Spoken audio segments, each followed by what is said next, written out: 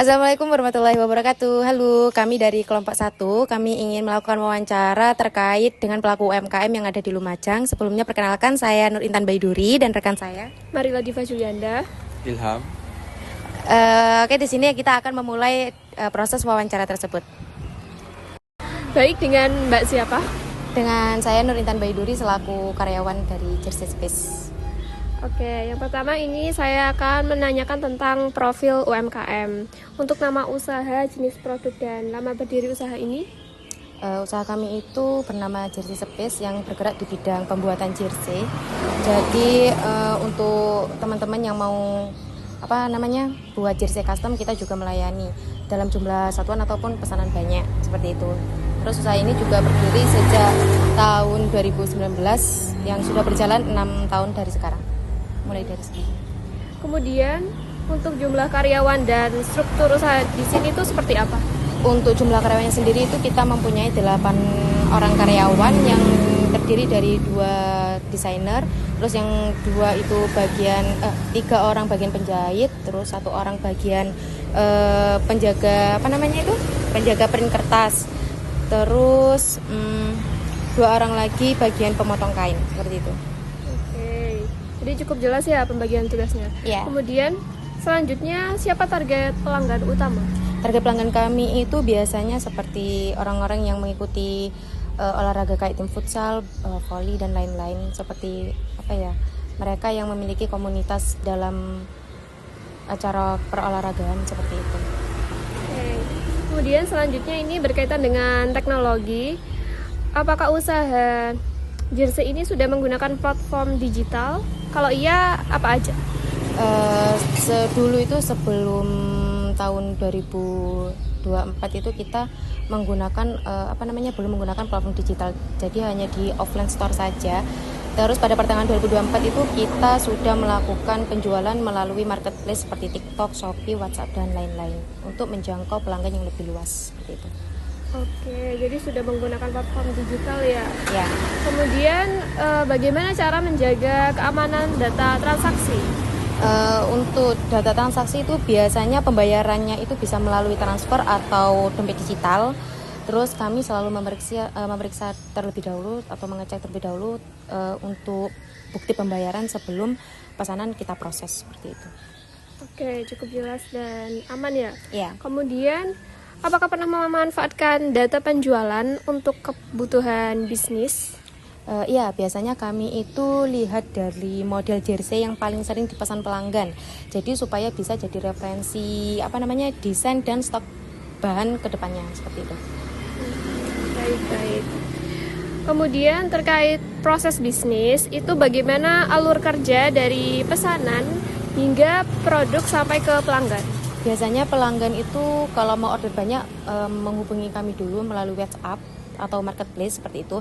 Lalu kita kirim dulu hasil desain atau request model jersey-nya. Kemudian setelah desain disepakati atau sudah fix dari pelanggan, baru kita proses cetak, lalu kita proses kirim seperti itu. Dan penjualan apakah masih menggunakan manual atau menggunakan aplikasi? Kalau pencatatan penjualan itu kan orang itu biasanya kan beli di marketplace itu seperti TikTok itu kan sudah tercatat otomatis ya dari platform TikToknya, jadi kita tidak perlu menggunakan manual lagi, jadi sudah pakai digital seperti itu. Oke, sudah terotomatisasi ya. Ya. Kemudian terkait sumber daya alam nih Mbak, apakah pernah mengikuti pelatihan bisnis digital? Sebelumnya sih nggak pernah ya, kita awalnya kan memang coba-coba, jadi memang belum pernah melakukan pelatihan. Jadi ya udah berjalan tanpa pelatihan. Jadi karyawan di sini sudah kompeten semua ya, Pak? Iya, kita itu untuk karyawan sudah memang kompeten dalam masing-masing bagian atau bidang. Oke.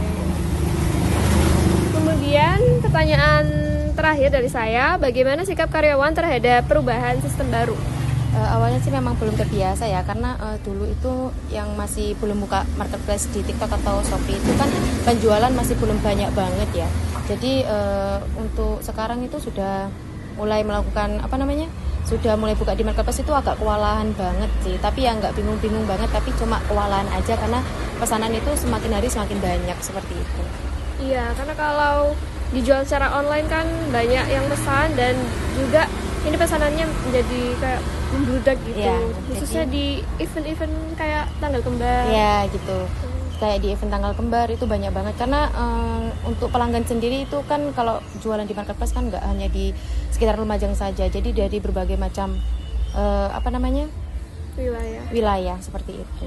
Mungkin ini pelanggan ada dari mancanegara atau luar negeri ya?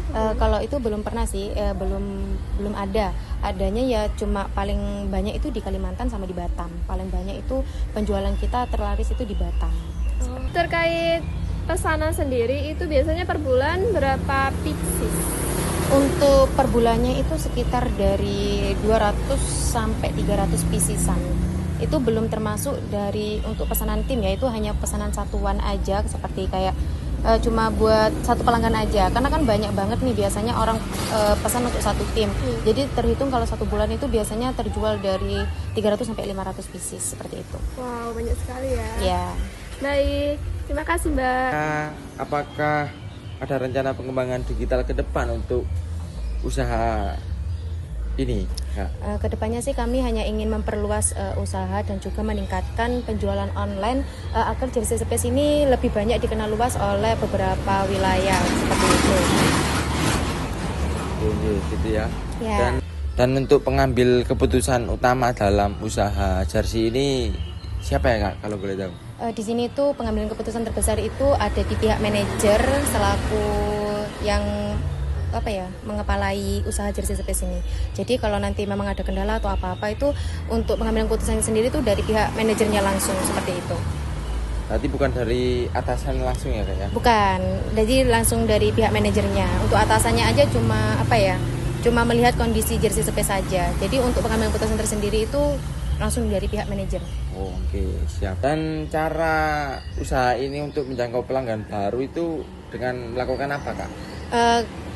Kebanyakan sih kalau dari Instagram atau rekomendasi dari pelanggan lama. Jadi kami itu rutin dalam memposting desain-desain baru atau testimoni dari pelanggan.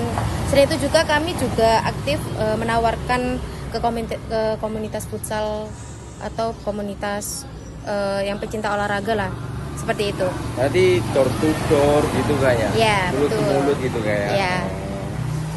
Dan untuk ini kan juga ada di ada online store-nya juga ya. Ya. Dan untuk respon masukan dari pelanggan online, apa yang dilakukan, Kak?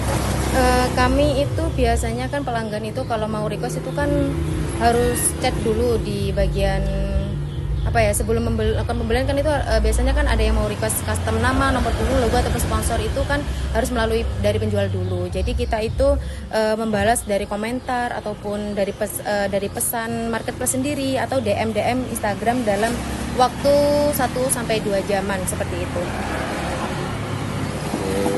Terus kalau ada komplain soal kualitas juga atau keterlambatan, kami langsung hubungi pelanggan dengan memberi penjelasan biar pelanggan itu tidak bingung gitu. Pokoknya kita itu harus cepat merespon ketika ada komplain ataupun pelanggan bertanya seperti itu. Oh, siap. Terima kasih, Kak. Dan kompetitor terbesar dan apa keunggulan dari produk yang Kakak punya?